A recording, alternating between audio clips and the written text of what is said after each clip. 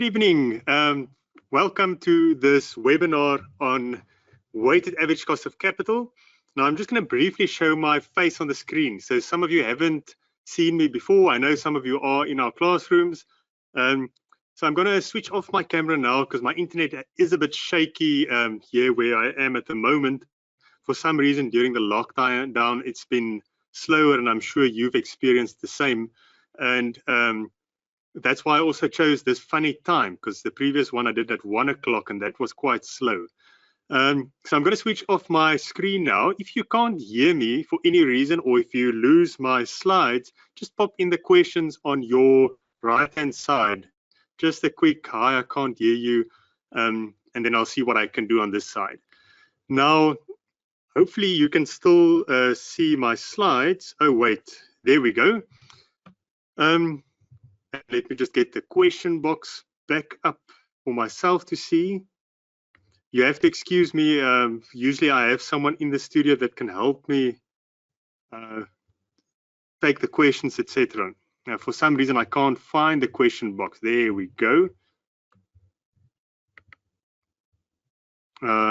Just excuse me for a moment while I figure out what's going on. Okay, that's too big for me.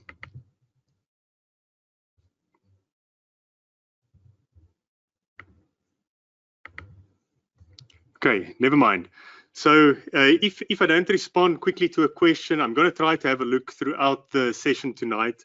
So the reason why we're doing this is during this lockdown, we've realized there's a lot of you that's stuck at home and you don't have access to your lecturers. And often, especially with MACC, I have found, because I'm passionate about MACC. I've been teaching MACC since I qualified as a chartered accountant in 2009. Various universities, and I love MACC because sometimes it's very often something very small that you just click and suddenly the whole topic makes sense. And I found the same last week when I did the absorption costing with the MACC, the costing students. Many of them afterwards emailed me and said, for the first time, it makes sense. And you can spend so many hours wasting time on a topic, and then it's something very small in your understanding that was missing, and suddenly the whole topic makes sense. So my hope with these sessions is that that light bulb will go on for you. I just quickly want to see if I can find my question box, because I can't see it on my screen. I'm worried that I'm going to miss something. So just bear with me quickly while I figure my screen out. There we go.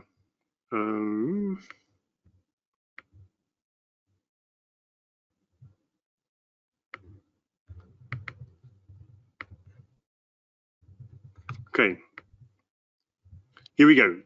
So weighted average cost of capital, what is this about? Oh, so before I continue, just quickly, if you for some reason have to go or you can't follow anymore because of your internet that's slow, I am going to email the link to the recording, which we'll post on our Tabaldi YouTube channel. So if you do for some reason lose connection, don't worry, I'm going to post it there. And hopefully we're not going to be much longer than half an hour, and at the end I might take some questions if we have time. So weighted average cost of capital is one of those topics that is very often asked, well, in second year, so MACC 2602, and third year, MACC 3702, and then the year module 3761, it's almost guaranteed that you will get this in the exam.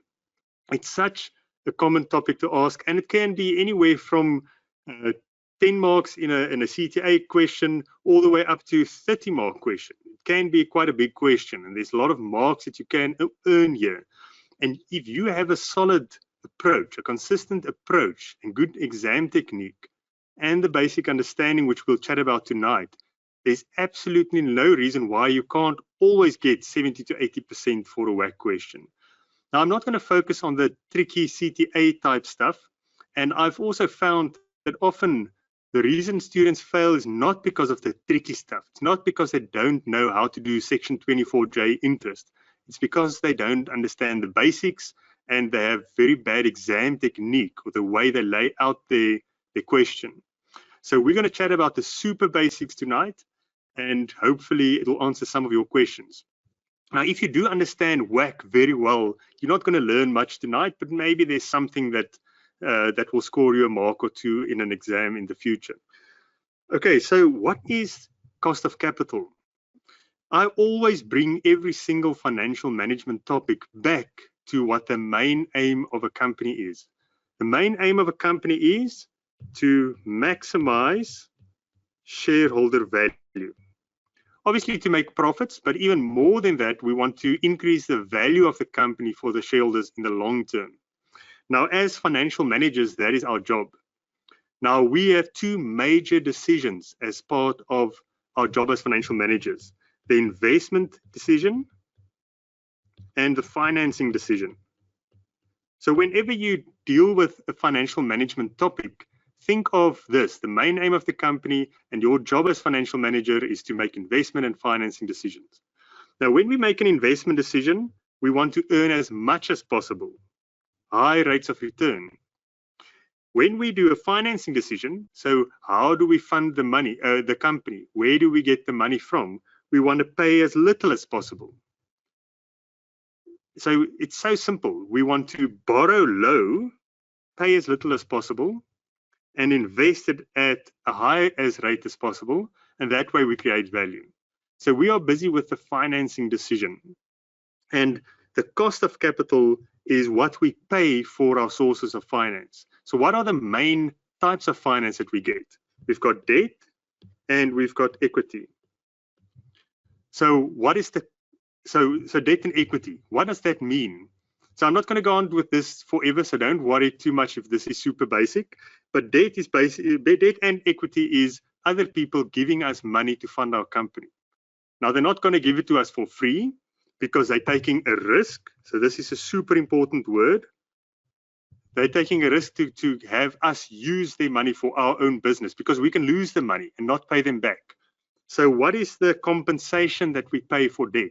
Why would anyone give us money or lend us money? Because they want to earn interest.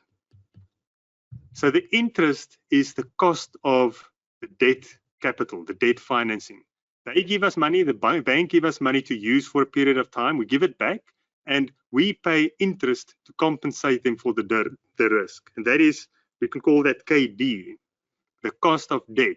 So our interest rate is the cost of debt.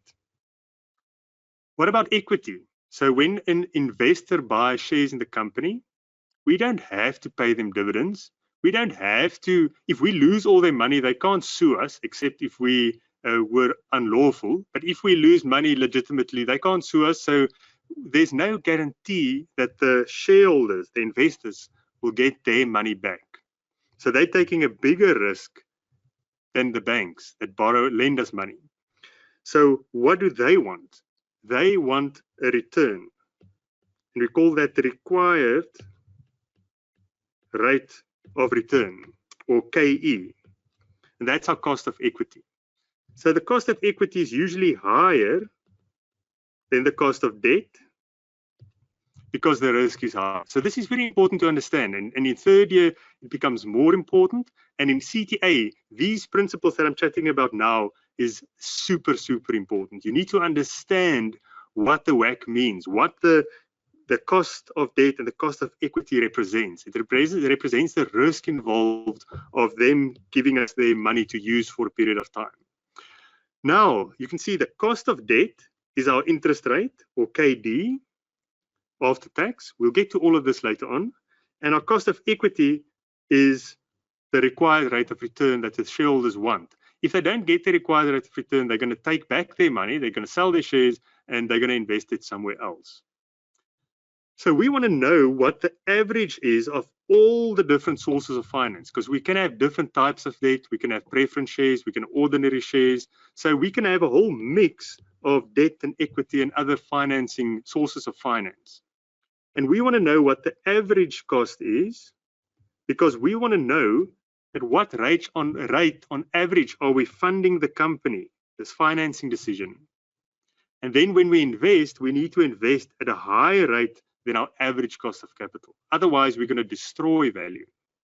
So we are going to tonight look at the calculation of how to determine the average cost of capital. Now, what is an average? Say our debt equity ratio is 50-50. half of our company is funded by debt, half of our company is funded by equity. And the cost of debt is 10%, that's our interest rate. Let's assume it's after tax. And the cost of equity is 20%. What is our weighted average cost of capital? Or what is our average cost of capital? Well, it's exactly between 10 and 20. So it'll be 15%. So hopefully you all got that answer quite quickly. Now, how did we calculate this? And this is where I want you to use a consistent approach. There's many different ways to do a weighted average calculation, but I want you to draw a table. So you will write down the components. So there's our equity and our debt. Our weighting would be 50% each. Our cost would be the cost of equity and the cost of debt. So for equity, it would be 20%. For debt, it would be 10%. And then we'll have a final column where we multiply the weighting for each component by the cost of each component. So that will be our WACC column. So 50% times 20% is 10%. 50% times 10% is 5%. And we add it up to get 15%. So there we have our simple answer that we got earlier by just taking the average, but we have it in a systematic way, a nice exam technique to use, because this calculation is going to become quite complicated. And the way you lay out this solution, it might mean passing the question or failing the question. I've seen so many people that understand the basics of WACC, but because of the way that they show their calculations, I can't give them any marks because it's so difficult to find out where they did what. And because the final answer is not entirely correct and you haven't referenced your calculations in a neat way, it's very difficult to find the marks. So when we do our example later on, I'm going to show you how an examiner or a marker will look at a question, a WACC question, and how you can score your maximum marks in it. So are you all happy with this calculation? And now we can change the weighting. So the weighting can be 60% equity and 40% debt.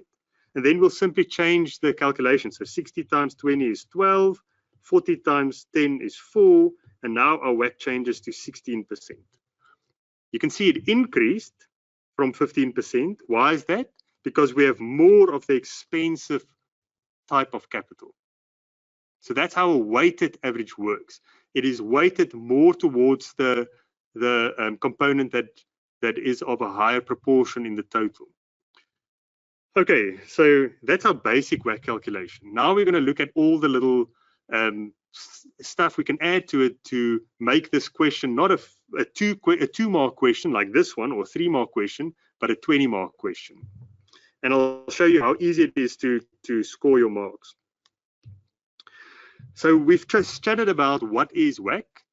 And next I want to chat about the approach. So we'll mention everything as we go along and refer back to our basic WACC calculation. So you might have heard this if you've already studied your WACC topic, but there's different ways to do the weightings. If we go back to this question, this column of weightings, you might have seen target capital structure as a weighting, or market values, or book values. So how do you know which ones to use? So this is super simple. So you have to, well, you can understand it, then you don't have to memorize it, or it's so simple you can actually just quickly memorize it. But if they tell you calculate WACC using target capital structure, what do you use? Target, obviously. If they ask you to use book values, then you use book values to calculate the weightings. Now I'm referring to this column, the weightings. If they ask you to use market values, then you use market values for the weightings. So it's as simple as that. But then what if they don't say? And this can happen. And this is where you need to understand which ones are higher on the priority list. If they don't say anything, you always start with target capital structure. And the reason for that is every company always try to move towards the target capital structure. Every company will have a target in mind. That's the optimal capital structure, which we won't go into tonight. And so if they give you the target, I see Louisa says they always give you the target. and that's great. Maybe they will in third year, but in CTA, it often happens that they don't give you the target capital structure, and then you have to move on to the next best option, which is market values. But if they give you target capital structure, and they don't specify that you need to use market or book values, then you use target capital structure. And that is where they will give you the debt equity ratio of 50-50 or 60-40. If they don't give you target, then you use market values, because market values are more reliable and more accurate than book values. So market values, so target is first, market values is second. If they don't give you enough information to calculate the market values of equity and debt and preference shares, then you move on to book values. But I am confident that in second year and third year at UNISA, they will probably ask you specifically use target or market values or book values. Or they might, in the same question, ask you to do two of them, target and book values, or target and market values. But the key thing is, the only thing that changes is this column, the weightings column. Okay, so that's the weightings. Next, the table layout. I want you to always use this layout. So here's the layout a bit neater again. So we start with our component. You don't need a heading there. It will be straightforward if you write equity and debt. That is the components of the capital structure. And there might also be preference shares. Next, if they give you target capital structure, you don't need this column because you'll have your weightings given to you. If they don't give you target, or if they ask you to do market value, that is the first column. You have to calculate the market values of equity, debt, and preference shares. And this is where you can earn a lot of marks, especially in CTA. This is often the most marks for the question. Oh, I was asked here to mention interest-bearing debt, current and non-current. So if they ask you, that's a super great question. Thank you for that. So which sources of finance do we include?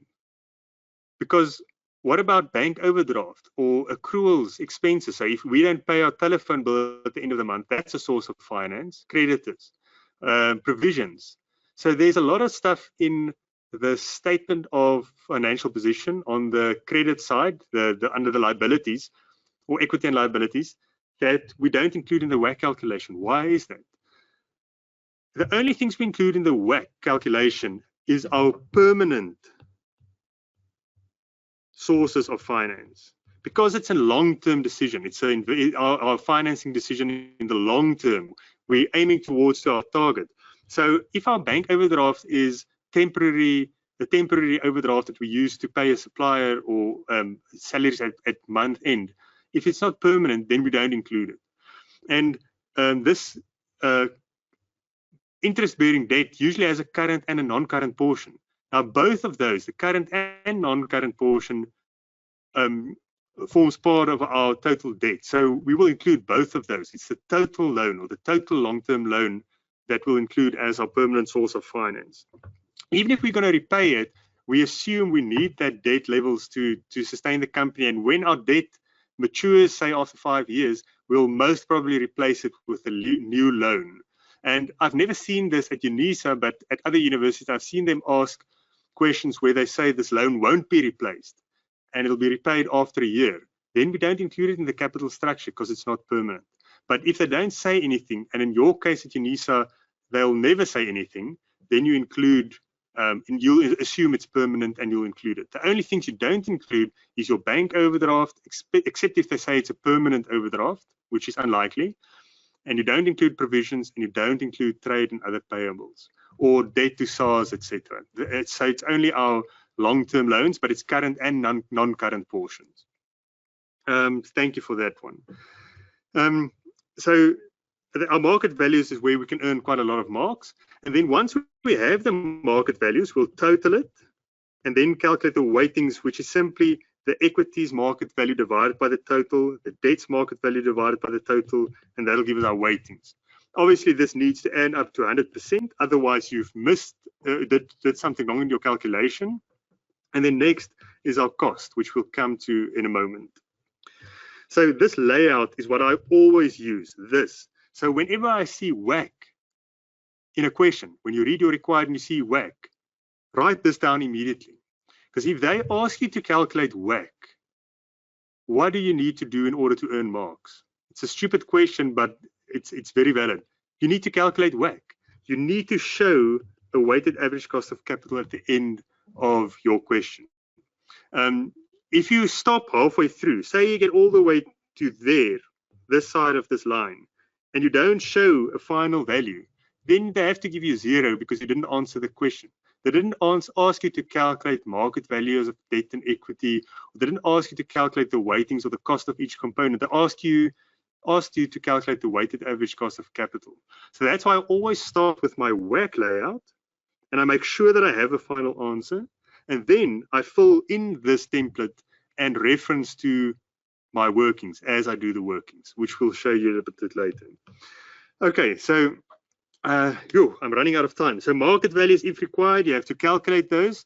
Weightings is obviously from the market values. Usually, it's often that they ask you to calculate market values and then the weightings from there. Then cost of equity is our KE, and there's 2 ways to calculate cost of equity. It's our Gordon growth model, and you need to be very comfortable with that. And there's the capital asset pricing model. How do you know which one to calculate? Well, often they will tell you which one to use, Gordon growth model or CAPM.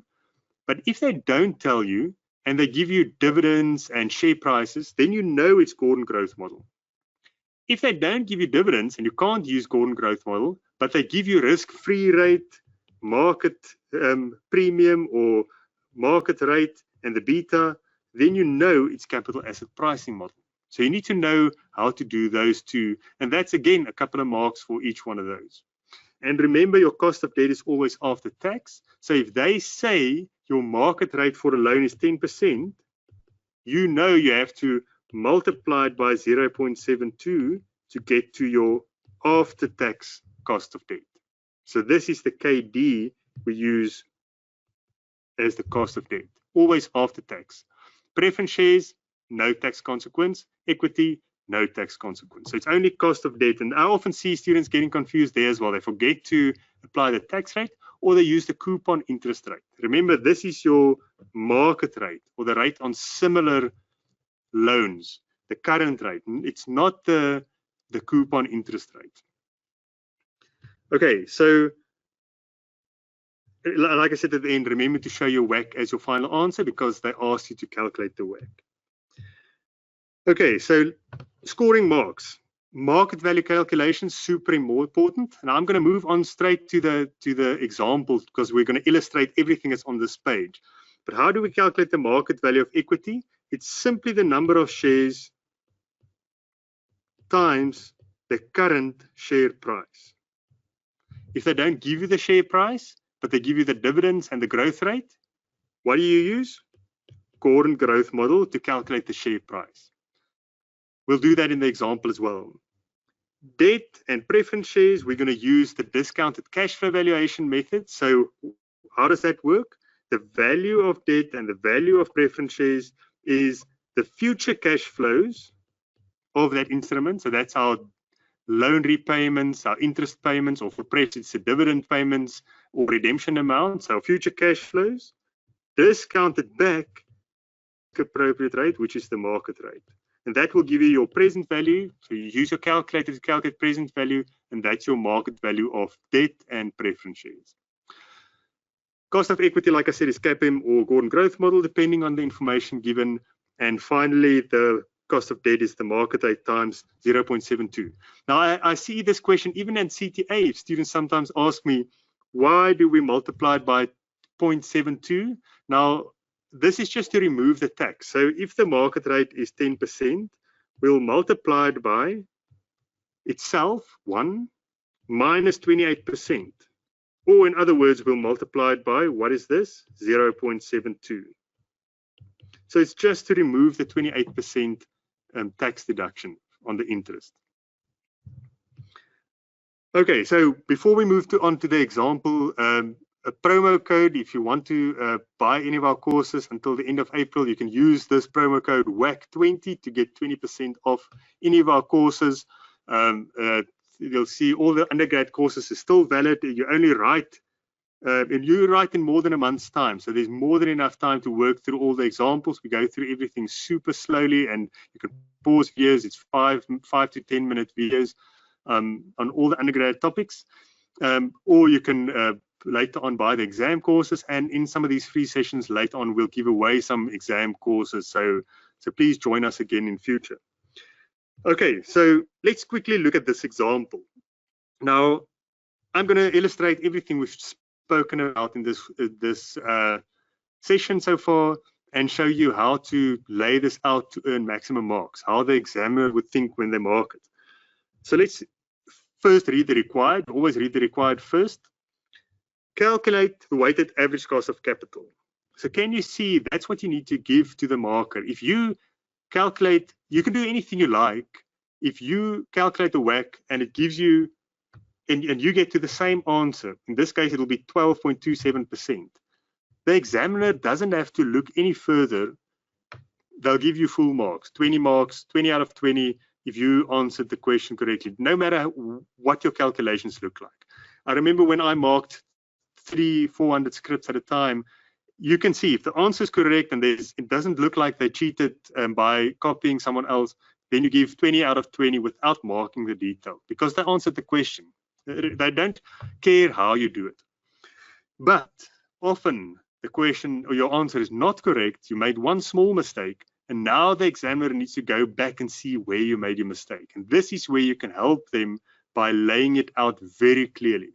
And this is where I use that table. So immediately I start to think I need 5 columns. So I'll need a component column. So there's our equity and whatever other instruments we have. Then we'll have, we don't know yet whether there's a target capital structure, but we might use market values. And then we'll have a weighting, then a cost column, and finally our WACC column. So we are going to fill in this table. So let's read the information. The company has 300,000 ordinary shares in issue and recently paid a dividend of R2.10 or 210 cents per share. So there's our share price to its ordinary shareholders. Sorry, that's the dividend, not the share price. The ordinary dividend is expected to grow consistently by 5% per annum. So that's dividend 0. So our last dividend, recently paid, means just paid now. So it's our dividend 0, D0, and our growth rate is 5%. So they didn't give us a share price, but we have enough information to calculate the share price now. So they already hint at calculating market value of equity. Next, government bond rate is 7%. So that's our risk-free rate. And the required rate of return on equity on the equity market is 15%. So that's our market rate, the required rate of return on all equities. The company has a beta of 1.2. So what does this paragraph indicate? Capital asset pricing model, KE. So you know that's the components of the capital asset pricing model. And the previous paragraph didn't give us a share price, but they gave enough to calculate the share price with the Gordon growth model. So, and one of the components in the Gordon growth model to calculate the share price, so P0 equals D1 over KE minus G. And our KE, we can calculate using the capping. Can you see how all the information was given, but they didn't give you the share price? So you had to calculate quite a lot just to get to the market value of equity. But we'll do that when we do the solution, because maybe they gave us the target capital structure later on. We don't know yet. The company has 1 million non-redeemable preference shares in issue. The shares have a nominal value of R2 per share and carries a fixed preference dividend of 7.8% payable at year end. That's our cash flow at each year end. The shares have just paid a dividend, so there's no dividends in arrears. Similar preference shares have a fair value of return, fair rate of return of 8.4% per annum. So that is our discount rate, our market rate. So our cash flows or our dividends, our cash flows are determined using the 7.8%. our discount rate is this 8.4%. So just make sure, and this is our prefs. So we know we've got preference shares as well in our cost of capital table. Then last paragraph, the company has entered into a 5-year loan agreement for 3.18 million 2 years ago. So we'll draw a timeline 2 years ago. So we are here, present value, that's where I am now. 2 years ago, we borrowed 3.18 million at a coupon interest rate of 10%. So 10% will be our interest rate. The loan is repayable in one bullet payment at the end. So that's future value at the end. So that's after 5 years from the start, but 3 years from now. So that's why the timeline is so important when you do these discounted cash flow valuations. The market rate on similar loans is currently 9.5%. So that's our interest rate or our discount rate. If you use your calculator, it's the I/YR, the interest rate. Okay, so that's our loan. So we've got our 3 sources of finance, and we need to calculate market values because they didn't give us a target capital structure. So the market value of equity, I should have left more space to do workings here, but I'll show you how to deal with that in a moment. Okay, so equity market values. I don't have enough space here, so I'm going to say working 1. I'm going to put a reference there. Then I'll put a heading below. This is exactly what you need to do when you do a WACC calculation. Start with your table, write the heading below workings, and then say working 1, and this is our market value of equity. We know it's the number of shares times the share price. And our number of shares is 300,000. And our share price, we don't know yet. We need to calculate the share price. Now, share price, we said earlier, P0 is our dividend 1 divided by KE minus G. So this will be dividend 1 divided by KE minus G. That's Gordon growth model. Do we have our next year's dividend? Not yet, but we can calculate it. So this is number of shares times D1 would be our current dividend, the last dividend paid, R2.10. Where did I get that? R2.10, last dividend paid. And we grow it by 5% to get dividend 1, next year's dividend, times 0.15. So that's dividend 1 divided by KE minus G. Or the G, we can write in the G because we know the growth rate is 5%, 0.05. So we need to calculate the cost of equity. And we already know how we're going to do that because we've got the capital asset pricing model information in the second paragraph. So we're going to calculate the cost of equity next. So let's do working 2. Cost of equity equals the risk-free rate times beta multiplied by the market rate minus the risk-free rate. Or this is referred to as the market premium. So let's fill this in. Risk-free rate we said was, let's go back, 7%.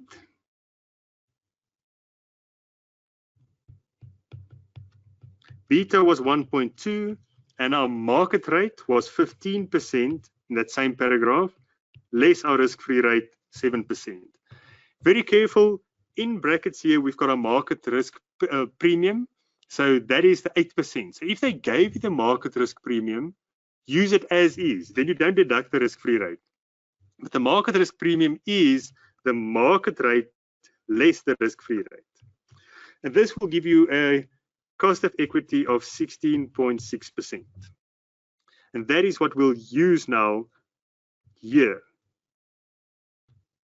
So I'm going to delete that because you're going to do the calculation and reference it. So 0.166, and we'll put a reference there, working 2. So whenever they see that amount, they can go to working 2 and see how you determine the cost of equity. We said in the working it's KE. So when you show the value, don't just calculate it in your calculator and write it down.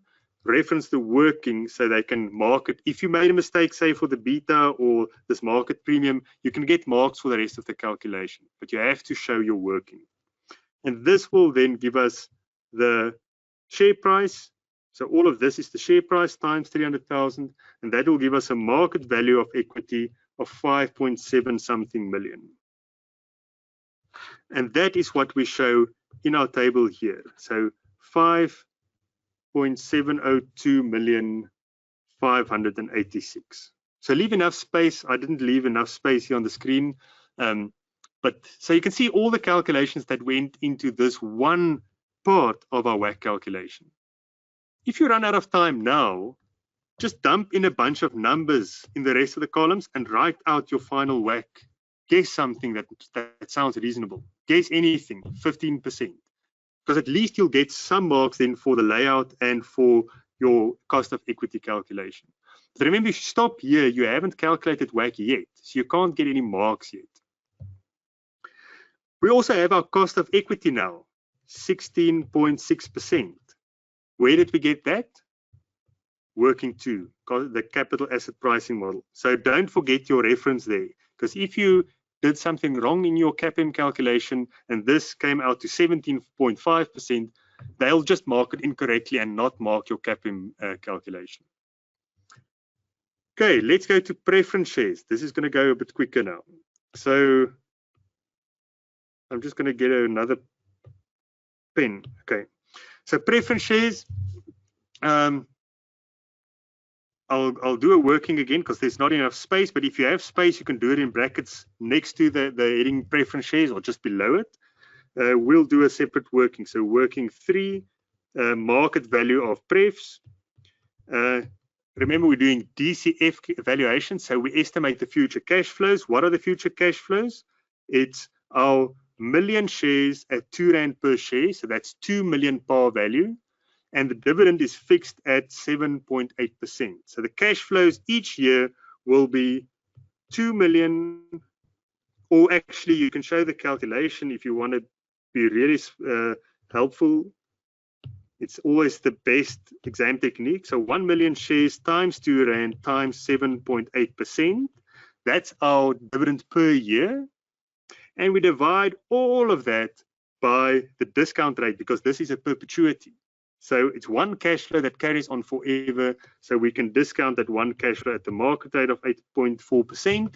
And that will give us a market value of 1,857,143. So we'll write that in here. 1,857,143. And we've got our reference to the working 3. Let me just see there.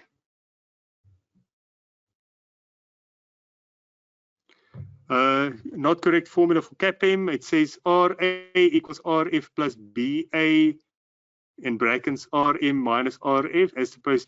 It's exactly the same formula. If you look at the symbols might be different, but so if they give you a different formula, there's so many different ways you can write the same thing. But if you analyze your formula, you start with the risk-free rate, so that's the same as yours next right after the equal sign, plus BA. I don't know what the A means. That's probably the beta for this company, but it's still just the beta. There's nothing else that you add there. And within you've got RM minus RF, so that's the same. So yes, maybe you write it a little bit differently, but it's the same components. It's always only 3 things. Always the risk-free rate, which is always the longest term government bond rate. So if they give you more than one, it's the one that matures the latest, because equity, we assume, carries on forever. So it's the 30-year bond rate or the longest one. And the beta is always just the beta for the company. If they don't give you the company beta, you can use the industry. But if they give you the company's beta, that's the one you use. So that's in your formula that you gave there, the BA. And then within brackets is the market rate and the risk-free rate. So yes, thank you for that. Yeah, but it's the same formula. It's always only those 3 components you look out for, regardless of what they call the variables. or what symbols they use for the variables. So then the preference says, what is the cost of the preference shares? Is it the 7.8% fixed dividend, or is it the 8.4% market rate? It's the 8.4% market rate. And there's no tax deduction on dividends, preference dividends. So there we go. You said multiplied. Sorry, I don't understand exactly. Thank you. Now I understand. Sorry if I misunderstood you. This is wrong. You're right. This must be a plus. My apologies. Thank you so much for correcting me there. That is the mistake I made in the formula. It's plus. It's 7 plus. Then it will work out at 16.6%. My apologies. Yes, because we start with the risk-free rate and we add a component of additional risk. We don't multiply it. That's 100% correct. Thank you for correcting me twice there. It's definitely plus. Yeah. Thank you for that. Oh, that's why I'm glad I show the questions to myself. Thanks for that checkup. Okay, so next, the last one is the loan. So another discounted cash flow valuation we need to do here. So there's two ways we can go about this. What are the cash flows first before we do this calculation? We've got 3 interest payments, 1, 2, 3. Even though it's a 5-year loan, remember it started 2 years ago. So the past is irrelevant. We only look at future cash flows. The only thing of value is future cash flows. So we've got 1, 2, 3 interest payments. What are the interest payments? It's the par value of 3.18 million times the coupon interest of 10%. So our interest payments would be 318 Rand per year for 3 years. So if we use our calculator, show your calculator working. So I'm just going to do it here, but you'll do it under your heading, working for. So we'll have N equals 3 years remaining. Payment equals our coupon interest payments each year, because we only pay the capital at the end of the period. Present value is what we want, so I'll put a question mark there. And our future value is the final bullet payment that we need to repay. And then the last thing is our interest rate I/YR, which is the market rate, 9.5%. And you'll notice here I don't take tax into account. Now for undergrad, you don't have to worry about tax. You can either deduct tax from your interest payment and then do the after-tax interest rate, or you can just do everything before tax. In CTA, you have to worry about the tax because then it's quite complicated with the Tax Act that has a funny thing in there. So for you, do it before tax. So the cash flow is before tax, therefore the discount rate is before tax. And now you can punch these 4 elements into your calculator and you can write out your present value, which will be 3.219 million. Okay, so the other way that you could have done this was with a table. So you could have done like the present value, net present cost calculation. So we would have had our interest and our capital. The interest would have been 318 in each year, and the capital is right at the end. And you'll have your total cash flows. You discounted at 9.5% using the net present value function in your calculator, but you'll get the same answer, 3.219 million. So 3219892, and we'll say working for. Very important, reference your working. And what is our cost now? The cost is not the coupon interest, it's the market rate on similar loans, 9.5%, but after tax. So we don't show 9.5, we'll have another working year, working 5, cost of debt, 9.5% times 0.72, which will give us 6.84%, and that's our working for the cost of debt, 6.84%. So working 5. So can you see, we've referenced every single working that we've done. So when they see the WACC here is not correct, they'll go back and see market value, yes, correct, so you get 5 marks for it. Or incorrect, working 1, what did you do there? So they'll mark working 1. Preference shares, working 3. This is correct, get all your marks. Loan, incorrect, what did you do? Go to working 4 and mark working 4 for some of the marks. So that way you can still score quite a lot of marks, even though you didn't get any of the final values correct. Now we'll add up let's just do it correctly. You'll add up all the market values to get to the total of 10.779 million. Next, we'll calculate the weightings. Now, there's no nice way to show the calculation here, but it's pretty straightforward. So you could say component divided by total or something as working there, but this is usually just 1 mark, so don't worry too much about that. What you will do is take the equity value divided by the total value to get to a weighting. So this is 53%. Then the preference share value divided by the total, 17%. And then finally is 30%. And I would just show the 100% at the bottom because it shows the marker that you did calculate this correctly. And remember, you get the mark for doing the calculation correctly, not for the actual numbers in there.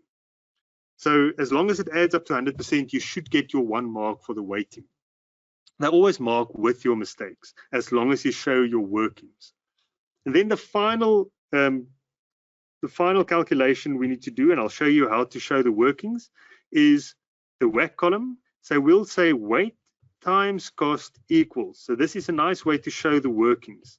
The other way was to give symbols to the heading, to the columns, and then just at the end say B times C. But I like this. You just show times equals, and it's pretty straightforward what you did. And there again, you can guess numbers if you are running out of time, because they are not going to recalculate your numbers. And if we add this up, we'll get to 12.27%. So this last bit here, don't spend 5 minutes if you've already run out of time. Guess numbers, write down a WACC, show your workings. That's more important because it shows that because many students will get this final answer wrong. If you have one small mistake somewhere, your final answer will be wrong. And the markers will not recalculate every single thing. They'll just see this is wrong, but you did everything else correct except that one thing. So you lose 1 mark, 19 out of 20, as long as you show your workings, all your workings. Okay, so I hope that helps as a template. So this is what I always do. If I see WACC, I get excited because then I know I'm going to do this layout and I'm just going to fill it in. If there's something I struggle with, like the market value of debt, I know I can do everything else and I can guess a number, or I can go to this working and see if I can figure this out and then guess a number and show my workings and move on. And I will only lose marks for where I made mistakes or where I left something out, but the rest will still be marked. And my examiner will, the first thing that they will see is this calculation. They will see, he did do the WACC, he did know what to put in the WACC calculation, he did reference his workings, some of them are correct, some of them are not, and this is so much easier to give marks. And remember, the UNISA lecturers are going to mark thousands of scripts, and you want to be one of the ones that are easier to mark. You don't want to be one of the difficult ones where you don't see the final WACC number until 3 pages later. That makes it so difficult to mark a question. If you start with this table and have all your workings under a heading, one by one, neatly referenced into your table, so easy to mark.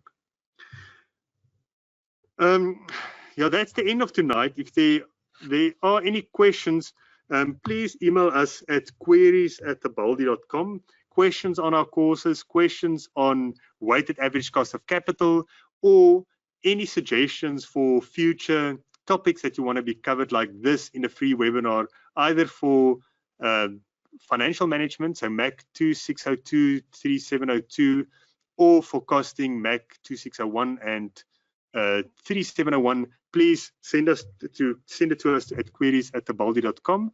And then if you are studying auditing and one of your topics are substantive procedures, so audit evidence, specifically I think it's ISA 540, I think it's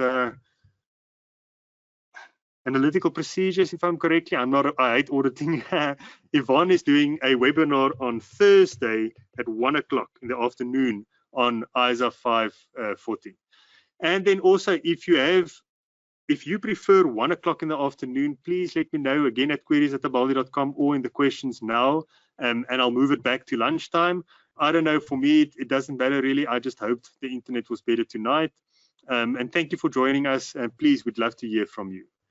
And thank you again, Zipate, for letting me know about that CAPM. I'm so sorry that I thought you were wrong, but it's definitely a plus, not a multiply. Thank you so much for that. Enjoy your evening, guys, and stay safe. And please chat to us. We want to help you through this lockdown study period. Cheers, guys.